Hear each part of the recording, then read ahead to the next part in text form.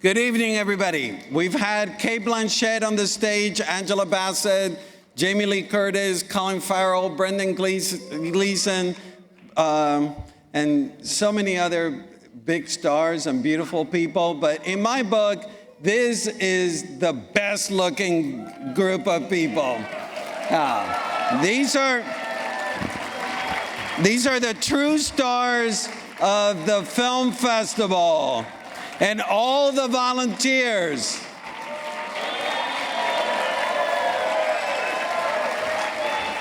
We couldn't do it without the help of over 400 volunteers. I agree, they are superstars. So much more than just watching the individual films and events you attended, I hope you cherished the moments of collective joy and shared euphoria that we all experienced together this past 10 days. We can spend time analyzing the economic impact of the festival, or study the attendance numbers, or discuss the quality of the films, or tributes and panels. But what normally is overlooked when evaluating a film festival is the value and essentiality of all the moments we spend together. When we cheer for a favorite actor, or turn to each other in disbelief at something we saw, or when we meet with a good friend for a cocktail prior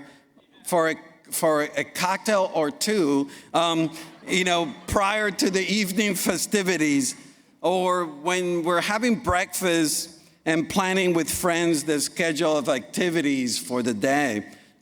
It is those collective and physical gatherings that make an impact. There's such profound consequence in experiencing things together. From my vantage point, I see what this condensed exposure to activities does to everyone. I notice people who may not otherwise meet or believe they have things in common. They start a dialogue. Complete strangers waiting in line down at the Metro or at the Fiesta 5 turn to each other to talk about what they saw or wanting some advice on what to see. I notice people become more jovial and friendlier as the days of the festival progress. Don't laugh. I have seen this. Every morning, I introduce the 8 a.m. screenings at the Metro, and the good mornings from the crowd seem to get louder and louder, as loud as Norman's megaphone at the Metro Theater. And thank you to Norman, by the way. I observed this friendly metamorphosis, not just inside movie theaters, but rippling into the streets, cutting across generations and socioeconomic backgrounds. This sense of euphoria that I talked about seems to be contagious. Denise, a waitress at Joe's Cafe, tells me that the film festival crowd is the happiest she encounters. And I'll take her word. So much has been written about the demise of movie theater attendance because of streaming platforms and the on-demand cultural consumption. I say bah humbug. Look at the attendance at this year's collective encounter, this physical experience known as the film festival. It proves that we long to be together and we long to be moved together, because experiencing joy together makes us happier and more buoyant. I hope you had a great festival. We certainly did. And thanks to our presenting sponsor, the Manitou Fund, Nora Hurley, Michael Hurley, to all our sponsors, to the board of directors of the Film Festival for their guidance and support, to all the volunteers, 400, over 400, to all the interns, to all the filmmakers, and most especially, thanks to you for being part of the tribe. And without further ado, let's welcome, I'm gonna have Claudia Puy. Where's Claudia? The programming director of the festival. She's gonna bring it all home.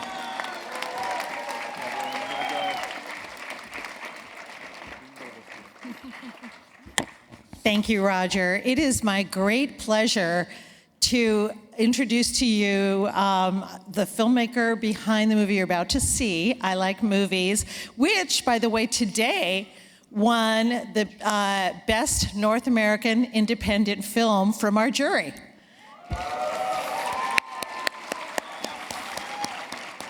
So, without any further ado, writer-director Chandler Levac of I Like Movies, please come up and introduce your great film. You guys are in for a treat. Thank you so much. Thank you. Take it away. Sorry, I hope that was worth the wait. Hi, maybe the first girl Chandler ever to grace the stage. Thank you so much to the Santa Barbara Independent Film Festival for having us. We're here all the way from Toronto, Ontario.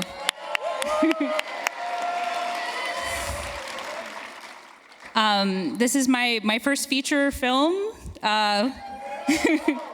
And this is our US premiere tonight, so it's an extreme honor to be in this incredibly beautiful film. I never thought in my wildest dreams that I would be standing here in this, gorgeous 1920s theater with adobe houses everywhere, and a giant, marquee outside that says "I Like Movies." But it's a beautiful, controversial statement at a film festival.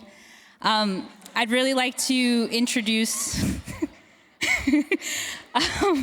two wonderful people that were a really indelible part of the production. Unfortunately, my producers, Evan Dubinsky and Lindsay Blair Goldner, aren't here tonight, but they really send their love, as well as our really sensational lead, Isaiah Lettinen. But here's another sensational lead, Romina Dugo, who plays Alana in the movie.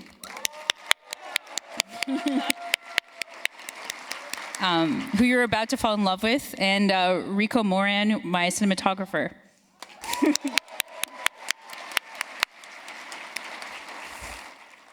I don't want to say too much, but this is it's a period piece. It's set in a video store in Burlington, Ontario, where I grew up. I'm an ex-Blockbuster employee.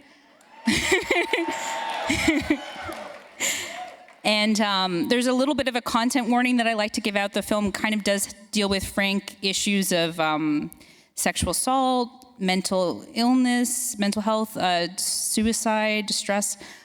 There's also a lot of jokes about Shrek, so the door's there if you feel uncomfortable about any of that stuff. But yeah, this is a really true honor, and I'm so excited to be here tonight. I'm so excited to talk to you about the movie afterwards.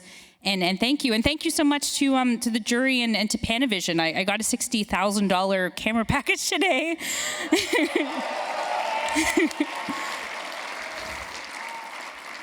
So I really, and we shot our first film with Panavision as well, and so I'm really honored, and I hope I can come back here again with another movie one day, and thank you so much.